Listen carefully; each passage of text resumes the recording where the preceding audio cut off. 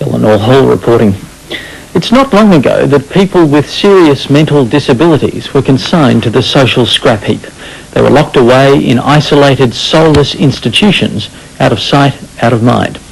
But like other disabilities, there's literally a revolution going on in the way we approach the problem. The emphasis now is on what mentally disabled people can do, not what they can't.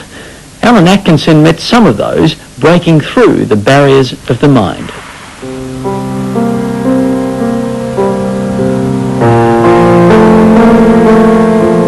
Families. They don't always stay together, but we all need a sense of one.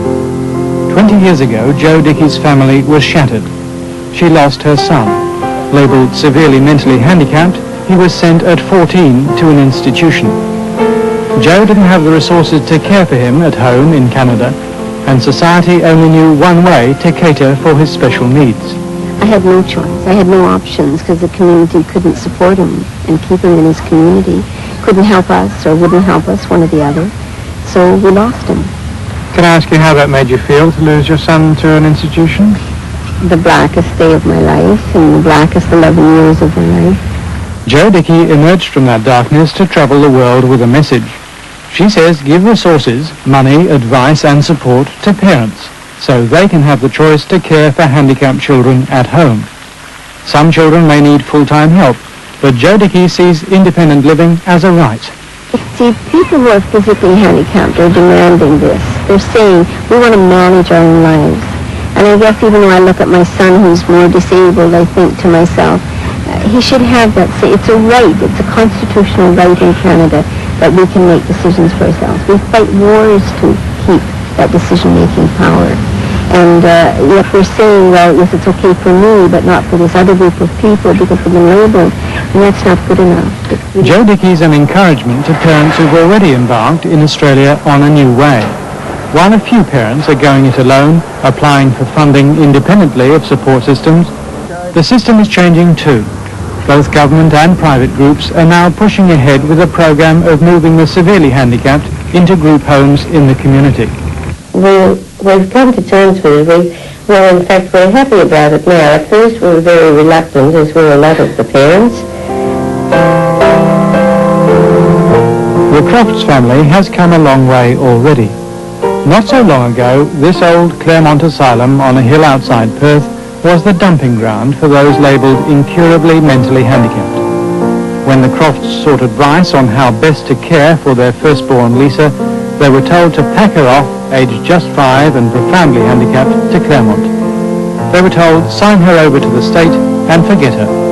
An appointment was made and we went down to the Claremont Asylum and, cordially welcomed and shown through locked doors, and into this great big long ward.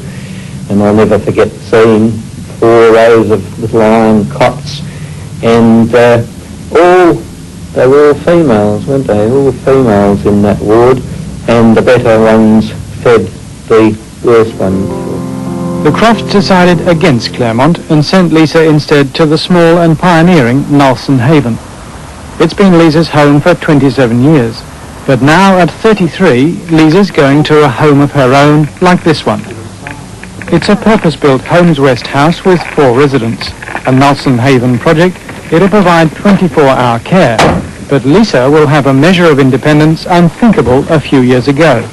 Her father explains. This is their home, and they treat it that way. They blossom. They can do things that they never would have thought of doing. They've got freedom of choice as to what to wear. Some of them look as if, to use the old hated term, vegetables to some people, but they aren't. They can, tell they don't like this type of food. They don't want to be with that person. They don't want to hear that music. They don't want to dress in those clothes. They want to put those shoes on. All those sort of decisions are now being made. They've got the freedom of choice now when you go into a group home. The families and the families of families, sort of are coming back to visit, to take them out, to have a meal. It's great when someone who was a vegetable can invite family into their own home to have a meal with them. living in institutions, even though we make them as little like institutions as we possibly can, the routines are still far more inflexible, and they leave a lot to be desired. We're moving from a time not so long ago when we had huge institutions to people living in their own homes. Yes. It's quite dramatic, really, isn't it? It's wonderful. And, But for some parents, there are hard decisions about the best way ahead, whether to go towards group homes like the Crofts, or to take the plunge and seek funds independently, as Joe Dickey suggests.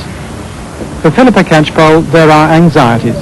Her son Andrew, now 26, has lived at the government-run Purton for 17 years. In terms of moving independently, I think it's the future we're probably most concerned with. If that's going to work, the client, Andrew, would need a very much stronger network than he has at the moment. We've no other relations in the state.